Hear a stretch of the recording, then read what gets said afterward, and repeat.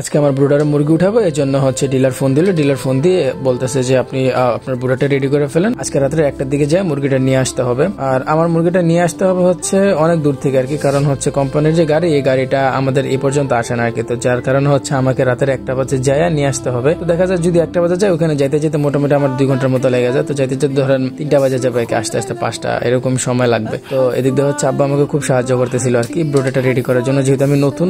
তারপর হচ্ছে এলাকার যারা আশেপাশে ছিল, যারা অলরেডি পুরনো খামারি, তাদের কাছ থেকে জেনে নিয়েছিল আর কি কিভাবে ব্রুডার রেডি করতে হবে বা আসল বিষয় আর কি। আর মা ওই দিক দিয়ে সহযোগিতা করতেছিল খুব। তো যাই হোক, আমি হচ্ছে ব্রুডারটা রেডি করতেছিলাম আর পেপার দিয়ে নিতেছি, যেগুলো ছোট বাচ্চা আপনার যে তুষগুলো থাকে, আমি এখানে কাঠের তুষ ব্যবহার করতেছি আর কি। তো কাঠের তুষের উপর আমি পেপারটা দিয়ে নিতেছি, কারণ যেহেতু ছোট বাচ্চা, এগুলো হচ্ছে তুষের উপরে কোনোভাবে হাঁটতে পারবে না আর কি। তো এই জন্য আমি পেপার বিছিয়ে নিতেছি, যাতে হচ্ছে ওরা হাঁটতে সুবিধা হয় আর কি, যেহেতু একদম ছোট বাচ্চা। আর পেপার বিছানোর আরেক সুবিধা হচ্ছে আপনার খাবারগুলো আমাকে হাতে ছিটাই দিতে হবে আর কি। আমি এখন কোনোভাবেই ইয়ার সাথে দিতে পারবো না আর কি, কোনোভাবেই পাত্রে দিতে পারবো না খাবারটা। তো এই জন্য আমি হচ্ছে পেপারগুলো সুন্দরভাবে বিছিয়ে নিতেছি। আর আব্বা খুবই সহযোগিতা করতেছিল। আমি হচ্ছে একটা পেপার দিতেছিলাম আর সাইডে হচ্ছে কাঠগুলো দিয়ে নিতেছি, যাতে হচ্ছে পেপারগুলো উঠা না আসে আর কি, বা মুরগিগুলো উঠে ফেলতে না পারে।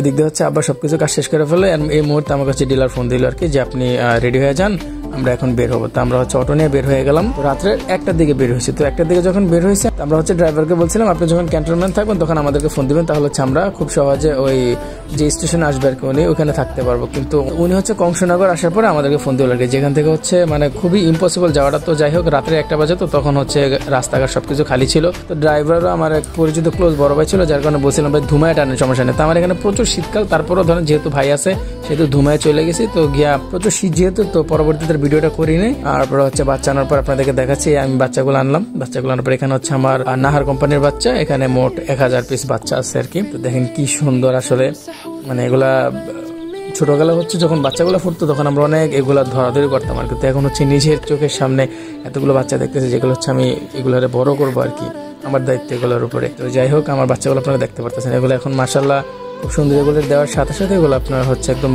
চঞ্চল প্রকৃতির আর কি, নিজের দৌড়াদৌড়ি করে হচ্ছে ছোটাছুটি করতেছিল। তো আমি হচ্ছে এগুলো সবগুলো আসলে বের করতেছি, আর নিজের মধ্যে আলাদা রকম একটা ভয় কাজ করতেছে, কারণ যেহেতু আমি ব্রয়লার মুরগি আর আগে কখনো পালি নাই, তো স্বাভাবিক আমার মধ্যে ভয় কাজ করারই কথা। তো যাই হোক, আপনারা দেখতে পাচ্ছেন আমার মুরগিগুলোর অবস্থা মাশাআল্লাহ। আমি হচ্ছে পরবর্তী দিন থেকে ইনশাল্লাহ সকল আপডেট দেওয়ার চেষ্টা করবো।